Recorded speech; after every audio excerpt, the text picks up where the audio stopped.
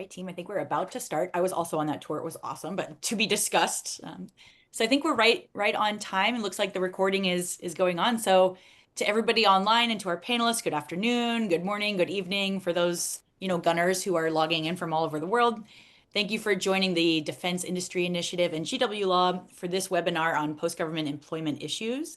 I'm Sarah Needham. I'm a DII fellow and visiting associate professor at GW Law. So before we begin, as usual, just a couple administrative items. We do have everybody muted, and we'd ask that you stay muted throughout the webinar, but we have a chat feature for questions and answers towards the end. So hopefully we have a couple minutes for that. And I also wanted to mention this webinar is really going to be focusing on some practical tips and strategies, best practices in this space. So we're not going to spend a lot of time going over, overview of the law or any of the regulations really. So for some of our students maybe that are logging in, you just got to try to keep up because we're going to do a lot of practical tips here in this webinar. For those not aware of DII, it is a nonpartisan, not-for-profit organization comprised of around 80 defense and aerospace contractors. It was formed in 1986 as a result of President Reagan's Packard Commission. And really, that the result of that commission was to urge defense contractors have greater self-governance, and DII was born. Our mission is to promote and advance a culture of ethical conduct across defense contractors and amongst the entire industry. We do quarterly webinars. We have a lot of featured tools. So if you're interested in becoming a member, it's dii.org, or you can reach out to me anytime. So thank you to DII. And the other half of this, GW Law, needs no introduction. The preeminent, wonderful GW Law and the government procurement program really leading in this space. So thank you so much to GW as well. And we'll get in now to kind of an overview of our program. For this webinar, first we have setting the stage. So we're going to start kind of with an overview of why should business leaders care about this, kind of where organizations may be getting tripped up, and how do you build that ethical culture. After that, we'll move into gray areas and common pitfalls. So these are going to be the messy situations. Maybe records are incomplete, and what do companies do to kind of minimize the risk in that area? And maybe there's some fact patterns that don't fit neatly into whatever kind of program you actually have or your post-government employment checklist. So what are some of those risky areas? And finally, we'll talk about building strong compliance programs, what it takes to actually manage one and run it day to day, what kind of metrics you might be looking at, and what companies should expect, enforcement trends moving into the future. So that's a look at kind of the three buckets that we'll move on today. And now I'd like to welcome our speakers, our four wonderful speakers. Thank you so much again for being here. And we're lucky to have a range of expertise online this morning. We have in-house counsel, outside counsel, and academia represented. And I'll ask each of them to introduce themselves. And if we could, please, Jessica, start with you. Thank you. Thank you, Sarah. And thank you to DII for co-hosting this with GW Law School. It's an important program. I'm Jessica Tiltman. I'm the Associate Dean for Government Procurement Law at GW Law School, where not only do I teach our school's foundational government procurement law course, but my specialty starting in January in the spring semester every year is the anti-corruption and compliance course that focuses on compliance issues in government procurement. Thanks. If you don't mind. Good morning or good afternoon, everybody. My name is Yara Pack. I'm currently Senior Counselor for Labor and Employment Law for Mission Technologies, which is one of the divisions of HII. And in that role, I support all of the HR functions across Mission Technologies, including we'll talk about this a little bit more, but I do review the revolving door issues that may pop up as we go through the recruiting process. Been in private practice for a very long time. I am a GW Law grad from a very long time ago. Never took any of the government procurement classes, though, I have to say. I was more focused on labor and employment while I was at GW, but I know it's a top-notch school. I'm happy to be here. By the way, can you see my video? Is it on? Yes. Okay, because I'm getting a message over Zoom saying my video has been turned off, but all right, I'll be quiet for now. All right, Tanya. Hi, my name is Tanya Coles, and I am a Senior Corporate Counsel at Microsoft. I am our U.S. Public Sector Compliance Lead, And I've been here for about 3.5 years, and I head up our federal and state and local compliance program. And part of that is our post-government employment process. Awesome. Thank you. And Amy? My name is Amy Hong. I am a partner and co-chair of the government contracts practice at Seyfarth Shaw. I have been in private practice as a government contracts practitioner for my entire legal career. And I have a focus on government contracts compliance counseling, and also a large majority of my practice is representing companies in pursuing or defending bid protests. Awesome. And I know we'll touch on bid protests because it's kind of that what happens if we don't part of compliance. So I'm sure we'll get there. All right. So kind of jumping into our first bucket, understanding the restrictions and implications right away. And Amy, I will start with you. Why should senior business leaders care about post-government employment? Maybe it's not the first thing that catches their eye, but why should they care? Why does it matter? Yeah, Sarah, you said we'd get to bid protests, and now we're here. It didn't take long.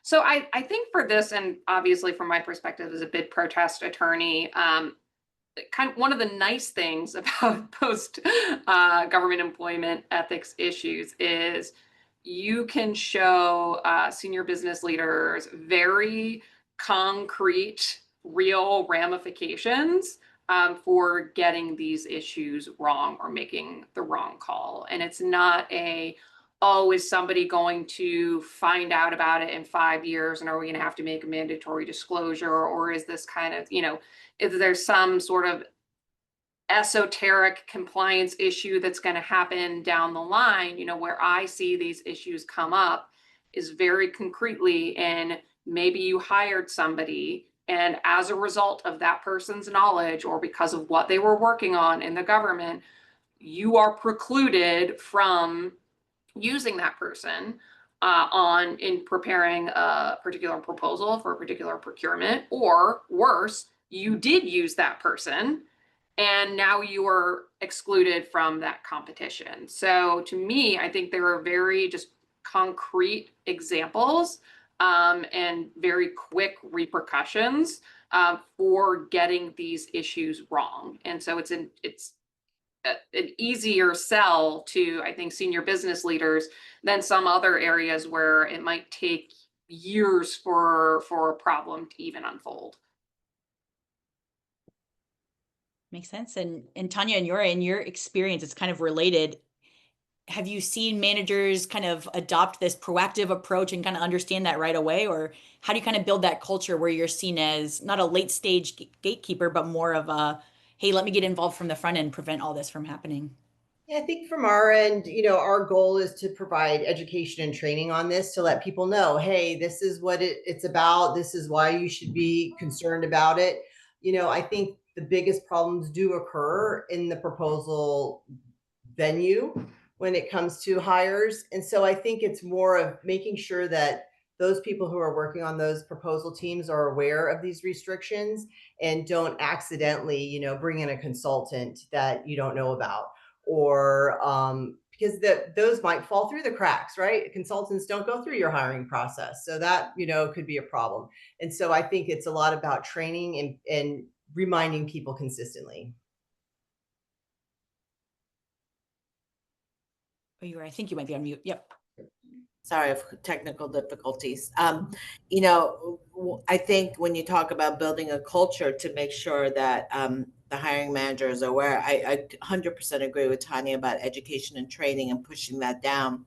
But we also have to get the highest levels of the leadership involved in passing on that message and reinforcing it. So, when we talk about ethics and compliance in this space, we make sure it's issued by a compliance director, maybe even the president or CEO of a company, just to stress how important it is to get it right at the start. Because like Tanya said, you don't want to, and I think Amy's thought is you don't want to get caught off guard to say, oh, what's this person doing here when you've gone through the process. There's no way to undo some of the mistakes that might be made in this kind of environment. So Reminds me of when I took Jessica's class, that tone at the top. So look, it's sinking in. I remember, X number of years later, I remember that point that you were just brought up. So Okay, so Jessica, I will ask you kind of a follow-up to that, which is, Amy mentioned these we can say bid protests and people are like, oh, that's a problem. That makes sense. But what are some of these like more minor interactions, something like an informational meeting or, hey, can you just take a look at my resume? What do you think? Like that might trigger a post-government employment restriction. And where do you draw that line if your experience? So, first, thank you for the shout out for remembering that from class. That always makes a professor feel good. But second, what I find fascinating about this area, and so when I've done this training a few times with like NCMA and some other organizations, DoD through DAU, and I always have the title from, although they made me change it this year, from protest to prison. And the reason I like to use that title, it gets your attention. But what I often find is that the people that attend those trainings are generally want to comply with the law and they mean well. And the vast majority of people, except when there's like bad intent and there's recruitment for specifically and something that's going to undermine competition or among other things.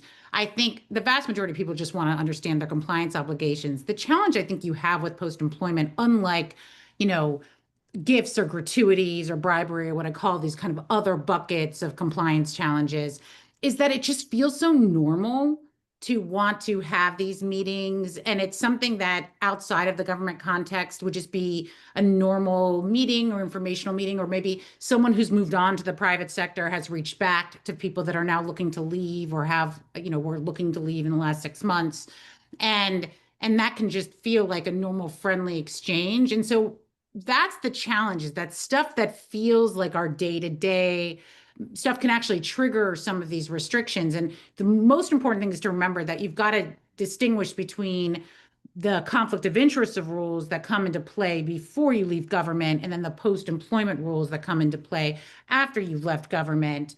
And it gets a little tied up because the Procurement Integrity Act obviously is going to like bridge the two, right? So you've got like multiple rule regimes all operating at the same time at different levels, ethics restrictions, criminal restrictions, FAR reminders that can lead to protests.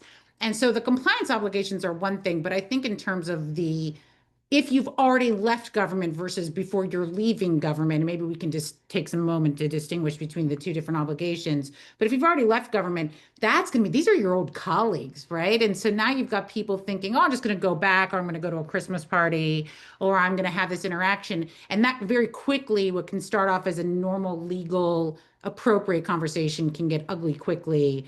And that's the biggest risk. Absolutely. And then at some point, someone calls Amy, right? And I would assume that she's seen, has a bunch of stories kind of going through her head, though.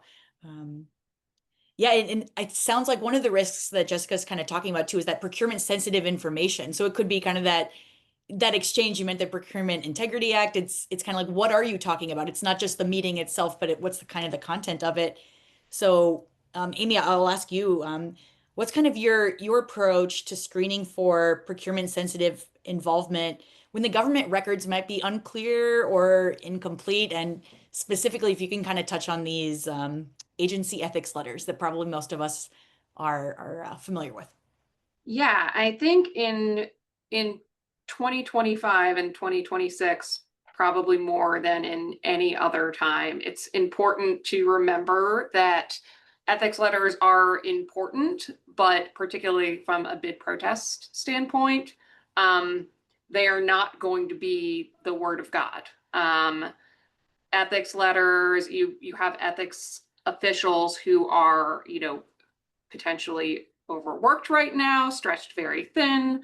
I run into this situation a lot where a company says, well, we so and so gave us an ethics letter and it didn't talk about this restriction, or so therefore we thought it was okay that he or she was doing X, Y, or Z. And what I always tell people is, from a bid protest perspective, GAO is going to give, they'll acknowledge an ethics letter, and they'll talk about its existence, but GAO is going to look at the facts of what is the procurement and what access did this information, what information did this individual have access to, and then could that information have been competitively useful on this procurement. And the fact that you have an ethics letter that might give a different take is not going to be the be all end all. And I think one thing to keep in mind is for ethics letters, to put it candidly, you can get garbage in, garbage out.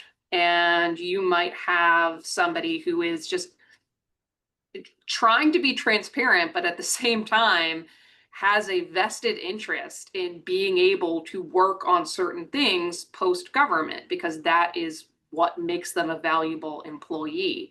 So you have somebody who themselves almost has a conflict of interest in accurately and transparently disclosing all of the things they worked on in the government, everything that they had access to, and every way that might give somebody a competitive advantage on the outside.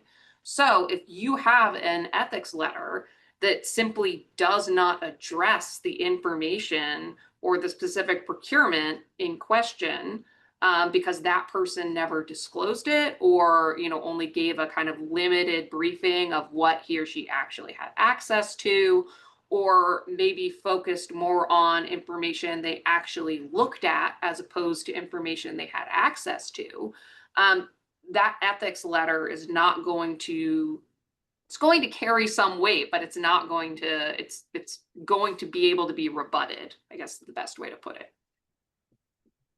Not the get out of jail free card. Yeah. Exactly. What I've found in the many ethics letters that I have received is that they're very boilerplate. They pretty much say, we've told the major whoever, whoever, that they need to reveal all of what they've done, but it's not in the letter, right? And so now it's a situation where you have a letter that's telling me what the rules are. I know the rules. I didn't need you to restate that, right? I need to know what this person did. And so then it really comes back to an analysis that comes back and tells the potential candidate, soon to be employee, when you're working on stuff, you need to raise the flag if you start going into waters where it's something you've encountered, and that puts a lot on that employee. And just as Amy said, there's a bit of a conflict of interest there, right? You're coming from a job and this is your wheelhouse. You're trying to get a job outside the government that you know how to do, right? And then suddenly it's the same thing. And it causes a problem for your new employer. And so that's like a really gray area that has to be, dealt with. I love that comment about garbage in, garbage out that Amy made. And Tanya, I agree with you. Some of these ethics letters are boilerplate, and the only differentiation may be the first paragraph that says, here's a summary of what you've told me about what you've been doing. Then there's a one sentence conclusion after going through 2 pages of what the law is. We're not particularly interested in what the law is. I mean, we know what the law is, but you don't have to tell us that and spend so much time. I'm sure they don't spend a lot of time, but we've had a couple of situations where we've had ethics letters, and we believe that incorrect information or information was misunderstood regarding a particular candidate situation. So we've pushed back a little bit on ethics letters, and it wasn't through us, but that particular candidate had retained private counsel and tried to push back on the ethics letter, say, here's what I was actually doing. I think you misunderstood what I was doing. And that particular ethics attorney was not receptive of any efforts to try to correct the record. So we ended up with a situation where the candidate got outside counsel. We had to retain outside counsel to try to resolve the situation. And when you get to that point where you have multiple lawyers looking at this thing, it's just not going to be a good outcome. So, but yeah. Well, and I think also in this time, where Amy was talking about resources being thin, we also are getting situations where candidates are saying they can't get an ethics letter, right? And, or their time in the government was well removed. That's not realistic that they're going to get an ethics letter, but they maybe still have restrictions. And so we've started requiring in those situations self-attestation, where pretty much I have the whole list of where did you work, what did you do, like my list of wonderful questions. And they have to write an attestation that pretty much outlines their restrictions. And in some ways better than the ethics letter in that it actually has information that's useful to us. And it puts the onus on the candidate to actually, you're attesting to what you've done and haven't done, whereas the letter is something else somebody wrote based on who knows what information. Can I just say how wonderful it is that you do that? I mean, I'm sure your candidates don't like it. Right. It's more things you have to fill out. I'm sure nobody likes to do more paperwork. But I mean, to me, this is just one of the examples of how sophisticated compliance programs and companies can adapt to these situations where, look, you've got an overtaxed ethics system, and put aside yours example of disagreeing with the ethics opinion, this is a challenging time. I can't even imagine what it's been like for ethics professionals with the flood of people that have been leaving the government over the past year or getting ready to leave the government. And so my sympathy goes out to them, because it's not an easy task to do it. And I think that's why you're seeing even more boilerplate than I think you would have seen in prior years. And if boilerplate's all you're giving as an ethics professional outside of this context, then that's just not, to me, an appropriate use of your discretion and a great use of your job duties. But I think it's a great way to show like the innovation on the side of the companies that have invested in compliance and that have invested in these efforts to really say like, look, we're not going to get what we need from the government, but here, even because I think about the civilian side where you might not be getting that anyway. And so I think that's a great practice for it. I have bigger thoughts on like the overall value of some of these things in terms of what the government's trying to achieve with it. But I think Sarah's going to reserve some time for me, hopefully, to give my thoughts on the Yep, whole I point have of it Jessica anyway. reserve time. Yep, I have an entire block for for rants. Yep, I got it at the end. So, but I know both Tanya and Jessica were just talking about, we want to hire these people, the flood of government coming in. So Tanya and Yura, I would like to ask, we're talking about some pretty senior people, right? I think we all like very, very senior government officials. So how have you kind of advised, your business leaders that like business imperative to hire these people? We really want X person. This, like, they were very high up at this, agency, and we're very interested in hiring them, but they're more risky, right? It's not just the, program manager maybe that worked on a couple of procurements, and, so these really high level riskier people, how do you kind of balance that imperative with, the higher risks? Yeah, I think one of the things we found, and it was maybe over a year ago, a year plus, you read announcements that people have been hired into the company. You're like, oh, wow, I didn't see their ethics letter, And so then I was trying like, what happened? How did I not see that? Right. And so then I found out that, sometimes these hired people don't go through the regular recruiting process that the rest of us go through. Right.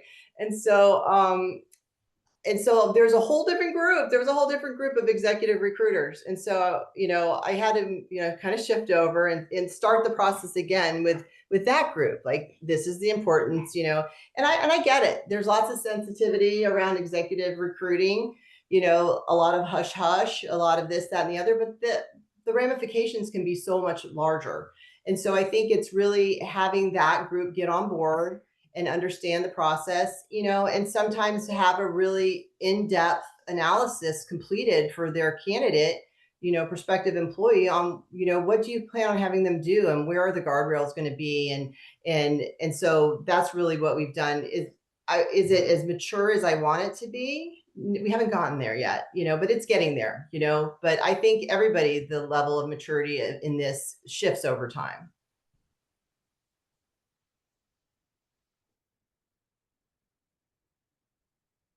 You're on mute. Yeah, I'm sorry. And of course, because I'm in someone else's office, I can't figure out how to move the mouse.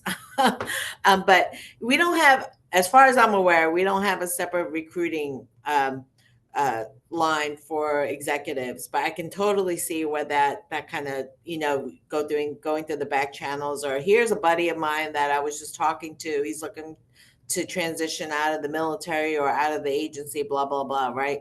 But what we've done really is just kind of embed the whole revolving door process into the recruiting process. So it's kind of like some of those threshold forms that a candidate might fill out. So even before they go through, they get processed for interviews or selected for interviews, we try to address those revolving door questions and any kind of post-government restrictions that may apply. So that way, it's embedded into part of the recruiting process. And, I just think again, when our recruiters work with the hiring managers, they know this is going to be a threshold issue that we need to address as we're going through the process.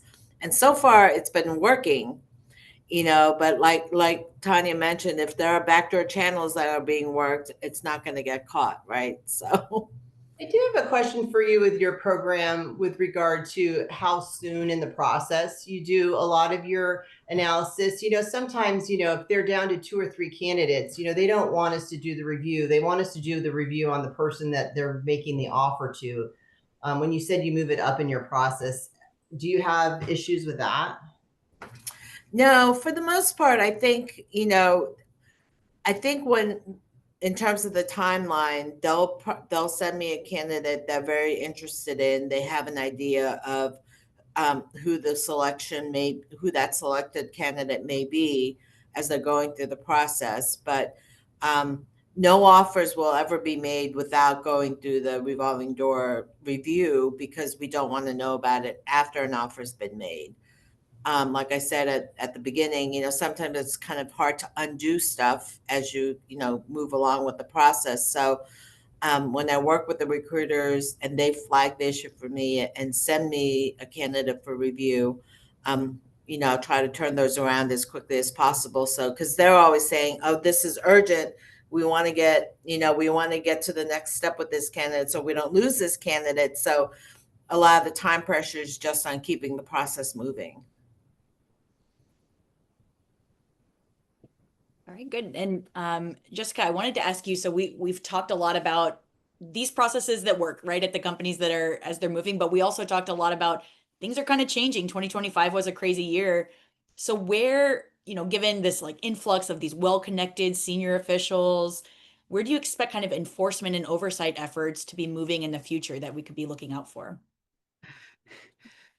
Oh, crystal ball. I was actually sitting there this morning thinking about 2025 and year in review and like what messages would I take away when I think about like our field in the face of like everything that's happened. And I think the destruction of part of the White House is an apt metaphor for some of the impacts we've seen this year in the field. But it's hard to know. Enforcement to me is a really weird thing right now. I think that we should not assume that protest activity isn't there. So again, if you're not afraid of criminal enforcement and you're not afraid of, you know, other compliance aspects, just don't forget that the statute of limitations on things, but B, in terms of like genuine risks, I think the one that's most present, and I think that's one that's already been discussed, is the protest risk. If you're not taking steps as a company to reduce your risk under, FAR Part 3, and remember, most people are going to be looking at this as an OCI issue, and even though the evaluation framework is similar, these are conflicts under 3. These are not waivable. So you can come to the GAO, or you can go to Court of Federal Claims with the fanciest mitigation plan, and maybe that helps it, right? Maybe that helps, but the agency is not going to be able to waive this thing away if you haven't taken steps to deal with it appropriately. And so I have some charts that I've made, and we have them publicly available that kind of side by side compare and contrast the different rules that apply to these scenarios. So I think if anything, you should be aware that the protest risk is always going to be there, and so and I think people have started popping their heads back up to protest more readily these days than they were, I think, in the early part of the year. But enforcement's odd, and I don't know what that looks like. And I don't, when you think about how most of these rules are going to be forced, most of this would be going through, maybe it's a U.S. Attorney's Office, maybe it's going to be routed through public integrity section.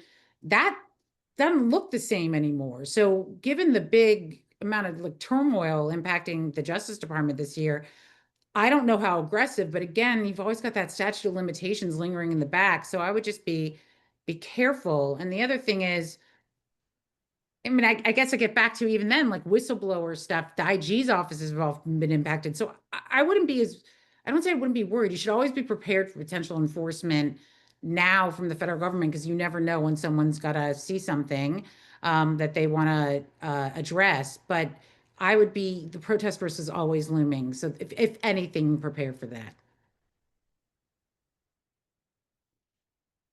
I think that's the perfect. I was going to ask Amy. I was like, I wonder if she's biting at it or she knows that I have a question that's something we've discussed.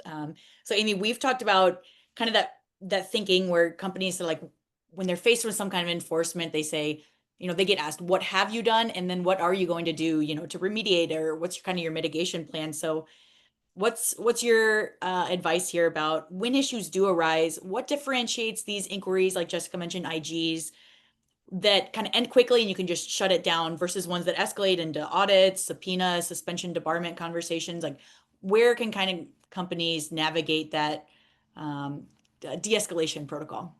Yeah, and now this is moving away from like the protest context, because as Dean Tilton mentioned, I mean, I don't think GAO doesn't care that you're going to correct the problem in the future, right? They care about that specific instance. But when you're going into kind of the ethical considerations and, are you a responsible contractor and how did you let this happen?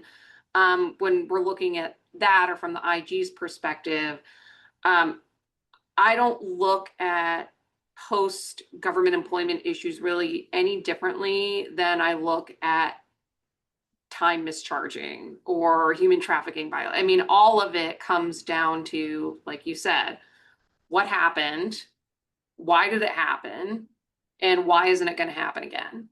And so the what happened is just kind of, that is what it is. The why it happened is hopefully where your company has a good story of, look at all of these processes we have in place. We do screen for revolving door issues as part of the recruitment process. And that is, that's part of the policy. We do that every time. And we can't help that this one person on the capture team, passed along a resume that somehow went around the standard process, and that wasn't flagged, or there's just a rogue incident that is not in line with what our standard processes and procedures are. And I think generally speaking, the government understands that those things happen. But the issue is, did you have the policies in place to prevent them, such that this was an isolated incident? And then why isn't it going to happen again? Okay, even if you have all these great policies and procedures, why did this isolated incident happen? And how are you going to improve your processes and procedures moving forward to ensure that that isolated incident doesn't happen again? Or maybe your policies and procedures were not really where they should have been. In question 2, question 3 is really where you can show all of the things that you have fixed moving forward, such that the government doesn't have to be worried that you're going to continue to have these issues in the future. That all makes sense. And I'm glad that those two questions were kind of back to back, because I think your answers really dovetail together. But what if we get to a point, and I'll ask kind of our in-house folks here, what if we get to the point where you're in the middle of a solicitation, you're like, oh, discovered there's a problem, right? And we don't need to go any specifics about what kind of problem, but what if you're just right in the middle of something and you realize there's an issue? What kind of best practices have you all been doing when that happens? I've been fortunate enough not to have like a post-government employment situation in that. I have had Procurement Integrity Act situations, so I can see how these could be. What I would do would be the same. We immediately firewalled everybody, right? We made sure, who heard what, who saw what, firewalled everything, and then, immediately had a plan to go to the CO to explain what happened. We, sometimes you have those situations in a procurement where, like, well, do we tell the government or not tell the government? I'm the compliance person. I'm like, yeah, you have to tell them this is what happened. You don't want it to come out later that you knew and didn't say anything. That's even worse, right? And so, but it's a hard path to go on, especially if you're in the 11th hour of a procurement that they've spent 3 or 4 months preparing and something happens. And now they're like, what do you mean we may not be considered? These are the situations we're dealing with, right?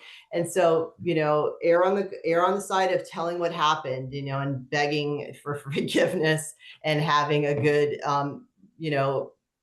plan to remediate and be able to continue on. So, that's what I would do. But I'd like to hear from Yura, maybe.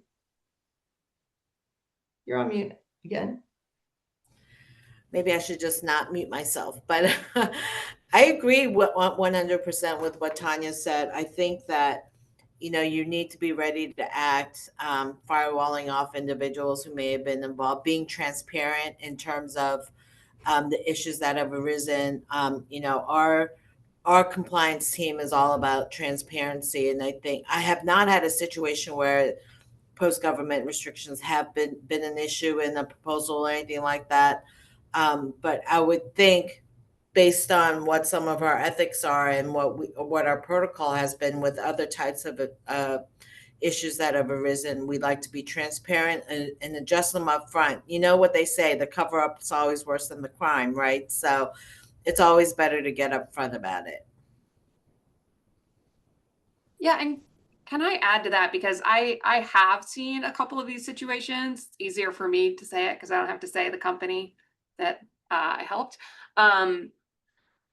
I have seen these issues come up kind of mid procurement. And I would say not only should you tell the government because it's like just the right thing to do, you know, there might be ways to fix the problem at that point that might become more difficult later on. Like I've been involved in a situation where it was mid procurement and people realized that there was a post government employment issue, but had to deal with, access that this person had when they were in the government. And the agency was able to mitigate that by simply disclosing that information to everyone. So, I mean, at that point, it wasn't like a competitor's proprietary information that you had to worry about disclosing, but it was internal government information that we convinced the government they could just let everybody else know.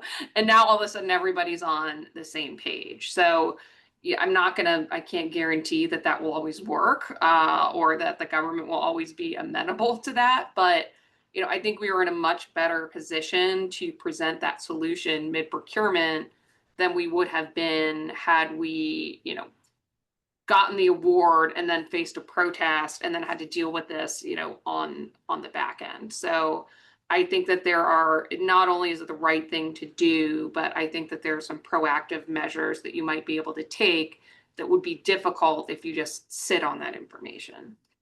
I think Amy highlights, and I just think this whole thing, if I was listening to this as a company, or somebody thinking of leaving government, if we had to take the big themes away, it is not better to ask forgiveness than permission, which is a lesson I frequently tell my class when I'm talking about conflicts of interest. You got to get that stuff up front. And the other one is the real benefit associated with proactive disclosure. Part of it is being able to address it earlier before it becomes more problematic, as Amy was just saying. But part of it's also being able to control the narrative, right? So you have, particularly we're dealing with DII, so we're dealing with a heavily regulated industry. And whereas a purely commercial company may have a instance of misconduct that they may not feel jazzed about going to DOJ with, because it's an FCPA issue or an export control, whatever it is. Once you're in a heavily regulated industry, I guess I shouldn't have said export control because that is quite heavily regulated. But being able to go to the agency and explain something or being able to address these things up front, oftentimes has a much better payoff for companies to do it. It's also a good reminder of why large companies like those being represented today are so much better situated than the smaller, even sometimes the kind of mid-tier companies that haven't invested in compliance programs, that can't pivot quite as quickly, who don't have the Tanyas with their checklists and internal information to supplement, or the Yoras, or don't have Amy to give this guidance. And it's a benefit. And I'm sorry, I'm just going to give you the shout out, the DAI toolkit, which I understand is being revamped for the small companies, but why they have so much more challenges in these things where they come from maybe a more commercial marketplace where it's totally normal to do some of these things and to get that competitive advantage. And why you also see statistically they're going to have so much more difficulty on the back end dealing with these issues. I've also found in like the situations where we have had to go to the government and come up, explain something that has happened, the CEO has been very appreciative. Like we've gotten feedback back, thank you so much for your honesty. And I think part of our role in being government contractors is to have that level of trust, right? Microsoft, one of our mottos is Microsoft runs on trust. You can lose trust so quickly. And so I think it's very important for our government agencies to know that, we're a trusted company, and we're going to be honest with you about situations that arise along the course of our procurements. And Tanya, I know Jessica was right before you spoke, she was talking about, your checklists and kind of your systems and the U's and the Euras. So what kind of, like, it's a complex framework, right? Everyone here has some kind of level of involvement with it, but how do you turn that into like an operational system? And, what kind of centralized tracking do you do? If you don't mind kind of sharing, I understand you have a kind of tool that you're using at this point. So if you could walk us through that. Right. So, we have our compliance team has a compliance corner where we have a variety of one pages where we pages on a variety of topics. And this is one of it because, sometimes people are like, why do I have to do this? I don't have time to waste explaining to it. So I just refer them to that resource. It explains the whole reason, the background, the history, going back hundreds of years, why we do this. But I will say also within our team, the age of AI is here, and, this has been a very busy year. And so we've gotten a lot of these reviews, a lot's going on. And so, we've had to outsource this portion of our reviews to outside counsel. And as of recently, Copilot, Microsoft Copilot, I'm going to put a pitch there. Microsoft Copilot, has agents. And I will say about a year ago, I tried to create an agent to do something similar. It was an epic fail. But things have changed over the last year. And I tried again, probably about a month or so ago. And because the rules for this particular requirement are very distinct, I can just highlight them, put them in there. I'm able to upload the ethics letter, the resume, the job description, everything, and ask it to do an initial review. And it is actually done very well. I've gone back to some of the ones where we've actually identified restrictions and run it through to see would it catch all of them, and it's doing a very good job of it. So I think it doesn't eliminate my need to review the resume and to look through it, but it at least does that initial draft, saving me a lot of time in typing everything up. Crazy, right? And so, and I think sometimes we find with these is that people have their response and then they just go in and change names and try to change stuff. And then you miss something and so-and-so's name is wrong. And so having a tool that just does it a de novo letter using a template that I've told it to follow has been very helpful. And we're hoping that maybe in the next year or so, we're sort of doing a little pilot now to see how effective it is, to see if maybe we can maybe eliminate that cost and be able to spend that money we spend on outside counsel elsewhere within our program. By the way, I was going to say, any outside counsel listening to this are now horrified. So Sorry. We'll still have stuff to do. I'm not worried. You are anything at HII that kind of rings true for you on that? We haven't been as sophisticated as Tanya using AI as a tool, but that's fascinating. And I might talk to Tanya off grid about this a little bit more to just get some more feedback about her experience. But when you are in that situation, I think the tools, we don't necessarily have any tools, so it's still a very manual process. And like Tanya said, even with any kind of AI assist, you end up having to review it just to make sure, right? I mean, you hear so much about these stories of AI, what do they call, hallucinations or something like that, right? I don't present myself as an AI expert or anything like that, but it's really about, I think, just re-emphasizing some of the earlier kind of themes that we talked about, was education, training, pushing down the ethics point of this and compliance point of it from the top down, making sure all of your managers are aware of what's going on, and just kind of incorporating the review as part of your recruitment process. I come from a labor and employment background, so I kind of think of this as a recruitment issue, but I know, like Tanya and Amy talk about it from the government contracts issue. But I think it's got these revolving door and post government restriction issues kind of has its legs in multiple different areas. One thing I would just to respond briefly, and I also noticed, Tanya, if you haven't seen, there's a question in the chat for you.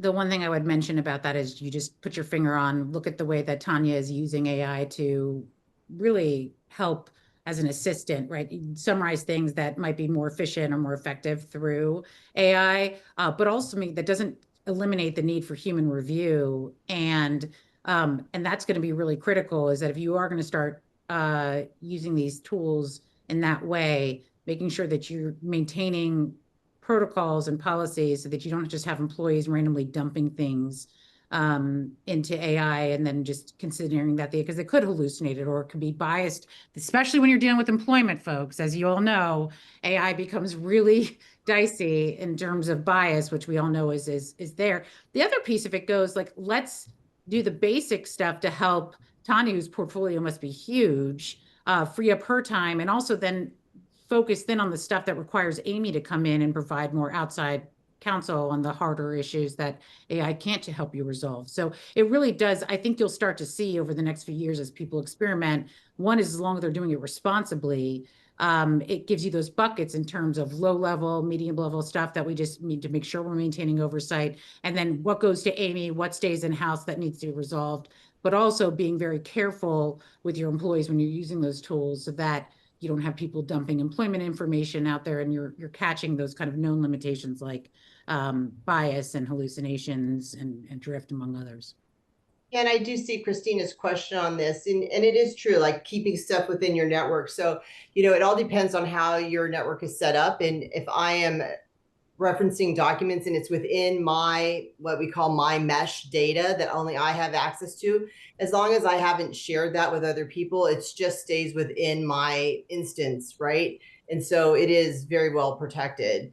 And as Jessica said, like, it isn't a tool that I would pass out to others, right? It's like a personal self-help tool.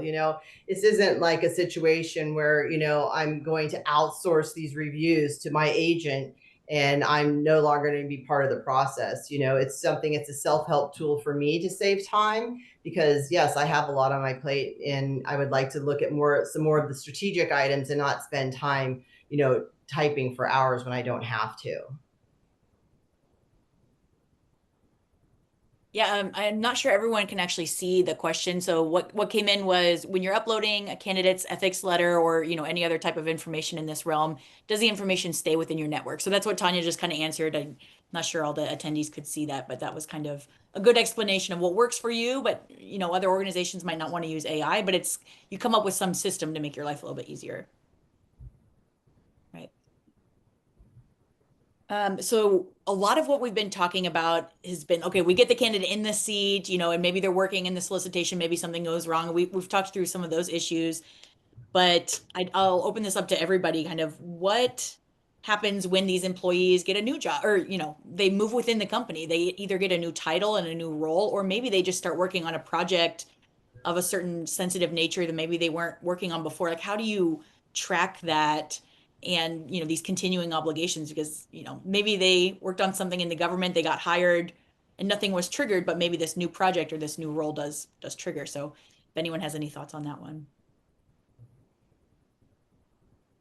I mean, I can start, and it was a leading question. I think the answer is you do still have those ethical obligations when you move around in a company. And I think, sure, you can have protocols in terms of, having, maybe you change roles and it is standard procedure for you to essentially go through the application process for that role. And so then you're back in the recruiting process and certain things get triggered again. But accepting that maybe not every company is going to do things that way. I think this is where training and awareness becomes really, really important, because at the end of the day, I think it can just be very difficult to be tracking these issues for every employee once they're in the door, throughout the entirety of their careers, when, depending on how long some of these restrictions are. So yes, you can have protocols in place, but I think one of the best defenses here is just making sure that your employees understand these restrictions, understand why they're in place, understand what the implications can be if they're violated, so that they themselves are aware and can identify when they have moved roles and understand that when they move roles, that these ethical implications might come back up again. So, I mean, I'm certainly curious from our in-house folks, you know, what processes they might have or recommendations they might have. But I think kind of like the training and the culture plays a big part here. Once employees are through the door, they've gone through that first level, but then there are ethical restrictions that are going to continue and might be implicated as they change roles within the company, or even jobs or tasks within the company. No, I agree. You know, if they go through the recruiting process again because they're applying for a new role, they'll be snagged through that process. I think part of our process is to share a portion of the analysis, the post-government analysis with the candidate after we do their initial one. And part of it is to telling them, part of it is, and if you change roles and you go and you're doing something again that might be implemented, you need to raise the issues so that we can do a review again. And we do compliance topics of the month. So at least once a year, we're focusing on this particular topic, and it goes out to thousands of people. And I think the training is it's really on the obligation at that point of the candidate, especially if they're not applying for a new role, to be able to raise the flag and note that a review needs to be accomplished again or completed again. Yeah, we actually discovered this was a process issue during our internal transfers. You know, if they were being transferred pursuant to a requisition, you have the traps in place in order to vet this issue. But if there wasn't, for whatever reason, there wasn't a requisition, we might not go through the recruiting process. But really, what we've done to remedy this is put in a self-disclosure requirement for the individual, because he or she should, like Tanya said, understand what those restrictions are, know that they might carry forward, and to make sure that it at least triggers another review to see if, you know, let's say a 2-year representation ban, it's expired by now. You know, if there's a lifetime ban, you want to make sure that's still in place and what needs to be done to make sure we comply with those. It's a lot of front end work. So that is a good point where we can say, okay, we've trained a kind of people, we've brought them on board now, you know, we've done everything we can to mitigate these issues, and we've trained them. And I know that we've covered a lot of ground. I see, you know, at our time point here. If you do have any questions at this point, please feel free to put that in the chat. I have one more for the group here. And I'll probably start with Jessica. So how should companies interpret behind the scenes assistance, especially, you know, for former government employees when they're talking about strategy and stuff like but they have one of those bans in place. So what's kind of some best practices in that area? Well, I mean, I think you're seeing it right now, right? So the best practice is to have a policy in place, but don't let that policy sit on a shelf and collect dust, but to actually implement it and make it a living and breathing thing that adapts, customize it to the company and its own compliance challenges. I think you see different things here. It sounds to me right now that some companies are having challenges, and I see where we're approaching on the 7 minutes remaining. So I will also make a side issue that Sarah didn't ask. You're welcome, Sarah. But you know, I think you've heard today the variety of things. When in a resource constrained environment, you're turning to emerging tech, which I think can be done if it's done responsibly. And in the Q&A, I actually put a suggestion for how you might want to do that and approach it, which is high level guidance. But I mean, I think any company experimenting with these things needs to make sure they're doing responsibly, especially in the hiring area. Please, especially in the hiring area. But I think the bigger thing that if I had to take a takeaway from everything today, beyond kind of the bigger themes that we've discussed, and having a policy and having a compliance program and training people and working with people and tone at the top and all that kind of stuff we've said, is like what I find so remarkable about the post-employment, not conflicts of interest, which I consider completely, they're often done in the same bucket, but I view them as very distinct risks in terms of what I consider ethics issues.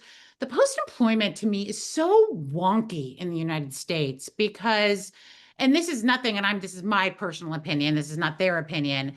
Like, we recognize that there are risks, and protests scoop up a lot of them, right? If we see somebody using non-public or confidential information that's competitively useful, that provides them with an unfair competitive advantage, yes, of course, that's problematic. If we see somebody trying to access information they had at their time in government and use it improperly and exploit it, if we see people exploiting their access, if we see people switching sides on a same matter, like there are things that I think many of us could agree are objectively problematic and unfair. But there are so many other things where you basically sit somebody in an unrelated division for a year, then suddenly magically poof, after the clock expires, there's no more bad stuff that can happen anymore. It seems really weird and problematic. And it also becomes really difficult where it penalizes people for having the audacity to engage in public service because they think they're going to be put in a prison or a no-no corner for a year or 2 years or whatever your ban is. And I think the US and I think other governments too, no one's found that secret sauce to dealing with this effectively. I think protests are one of the most effective. We could do it a lot better and a lot more effectively where we're genuinely getting at the worst behaviors. And then Tanya and Yura don't have to be stuck, maintaining all these things to make sure there are years. And I'm not mocking what you're doing. You're trying to comply with the current system. But when I hear people saying, well, it should be 5 years or 10 years, it makes my brain want to explode that we shouldn't penalize people, make it impossible for them to ever leave the government or frankly to ever want to join the government because stuff is so onerous on the back end.